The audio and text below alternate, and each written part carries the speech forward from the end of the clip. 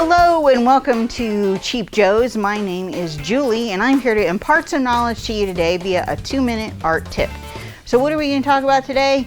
More pouring, but just a little bit of a different idea. If you haven't tried pouring, you definitely should. The results are quick and fast and fun, and it's high results, and you get a whole blast of fun things that happen and a whole new way to kind of move color around when you pour. However, the thing that I don't get about pouring in some ways is that pouring doesn't have to be the beginning and the middle and the end of the painting. It can be a jumping off point for, a totally new idea. So you can think about your pours as patterns. And so maybe this surface becomes a start for something else.